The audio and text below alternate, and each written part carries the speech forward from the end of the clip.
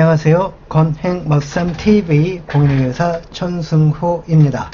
정부는 2025년 3월 12일 상속세 과세 체계를 현행 유산세에서 유산취득세로 개편하는 상속세 개편안을 발표하였습니다.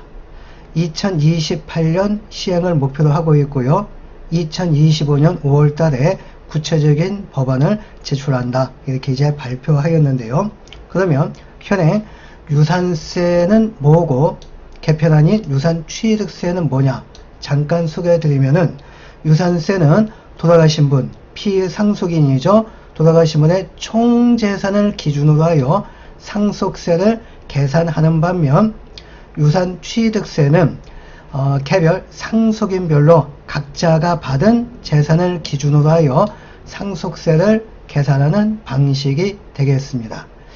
자, 구체적인 내용은 조금 이따가 잠깐 한번 살펴보고요. 가장 핵심적인 내용은 배우자 상속공제가 현행 5억 원에서 10억 원으로 상향 조정이 되고 자녀공제는 현행 각 1인당 5천만 원에서 5억 원으로 상향 조정이 되겠습니다. 하지만 상속세 공제 최대 한도액 30억 원은 변하지 않게 되겠네요. 자, 4인 가족을 기준으로 하여서 상속세를 내지 않아도 되는 면세점이 얼마인지 잠깐 한번 살펴보면은 현행은 배우자 공제 5억에다가 일괄 공제 5억 해서 10억 이하이면은 상속세가 계산이 안 되는데 개편안에 의한다면 배우자 공제 10억으로 상향이 된다고 했죠. 그 다음 자녀 공제는 1인당 5억으로 상향 조정이 되니 자녀가 2인이라면 10억 원이 공제되겠습니다. 그래서 배우자 공제 10억, 자녀 공제 10억에서 총 20억 원 이하라고 한다면 납부할 상속세가 없게 되겠습니다. 자, 좀 더 자세하게 유산세와 유산취득세를 이제 비교 한번 살펴보면은요. 좀 전에 언급한 것처럼 유산세는 돌아가신 분 전체 재산을 기준으로 하여 상속세를 계산하는 반면 유산취득세는 각 상속인별 각자가 받은 상속재산을 기준으로 하여 계산하는 방식입니다.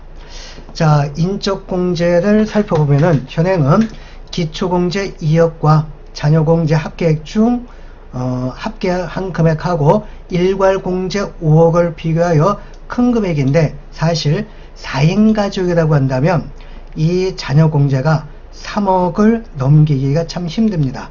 그래서 기초공제 플러스 자녀공제가 5억 원이 넘기가 힘드니까 실무상으로는 대부분 일괄공제 5억을 적용을 하게 되겠습니다. 그래서 이 일괄공제 5억에다가 배우자 공제 5억 더해가지고 사실상 면세점은 10억이라고 할 수가 있는데 이것이 개편안에 의한다면 일괄공제가 폐지가 되고요. 자녀공제 1인당 5억 그래서 2명이면은 10억이 되겠죠. 또 배우자 공제 10억 이렇게 최소 공제가 되어서 20억이라고 한다면은 사실상 상속세가 계산이 되지 않게 되겠습니다. 자, 그리고 아래 나와 있는 장점과 단점은 여기 비교표를 잠깐 한번 참조해 주시길 바라겠고요. 현행 OECD 국가 중에서 유산세를 채택하고 있는 나라는 대한민국, 미국, 영국, 덴마크 4개 국가입니다. 그리고 이 4개국을 제외한 대부분의 OECD 국가에서는 유산취득세를 적용을 하고 있습니다. 자, 간단한 사례를 한번 들어가지고 현행 상속세하고 개편안에 의한 상속세가 얼만큼 차이가 나는지 한번 살펴보도록 하죠. 만약에 돌아가신 분 피상속인이 갖고 있는 총 재산가액이 30억 원이다. 이렇게 이제 가정을 하도록 하겠습니다. 현행 유산세 같은 경우에는 이 30억 원에서 배우자 공제 5억, 일괄 공제 5억 해서 10억이 기본적으로 공제가 됩니다. 그래서 과세 표준은 20억이 되겠고요. 과세 표준 20억은 상속세율 40%가 적용이 됩니다. 8억이 되겠네요. 근데 여기에서 누진공제 1억 6천만 원을 공제를 받는다면은 납부해야 할 상속세는 6억 4천만 원이 되겠습니다. 그런데 유산 취득세 같은 경우에는 4인 가족 기준 돌아가신 분 한 번 배우자한테 30억 중 15억이 상속에 의해서 취득을 하고 자녀 2명은 각각 한 사람당 7억 5천만 원씩 이렇게 상속받는다 가정을 하도록 하겠습니다. 그럼 여기는 이제 각각 개인별로 상속세가 계산이 되는데 먼저 배우자는 배우자가 받은 15억에서 배우자 공제 10억을 빼면 과세 표준이 5억이고요. 과세 표준 5억은 상속세율 20%가 적용이 됩니다. 1억이 되겠죠? 근데 여기서 누진공제 1천만 원을 빼면 배우자가 15억을 상속받았을 경우 납부해야 할 상속세는 9천만 원입니다. 그리고 자녀 1, 자녀이 똑같은 재산을 상속받는다고 가정을 하였죠. 그래서 한 사람당 받는 상속 재산가액이 7억 5천만 원이고요. 1인당 공제가 자녀 공제가 5억이죠. 빼면 과세 표준은 2억 5천만 원입니다. 과세 표준 2억 5천만 원에 상속세율은 20%가 적용이 되겠고요. 그러면 3천만 원, 5천만 원이 계산이 되겠죠. 여기서 누진공제 1천만 원을 빼면 자녀 1인당 납부해야 할 상속세는 4천만 원입니다. 그러면 이제 총 유산 취득세 같은 경우에는 배우자 9천만 원, 그리고 자녀 1 4천만 원, 자녀 2도 4천만 원이죠. 그래서 총 부담할 상속세는 1억 7천만 원이 되겠습니다.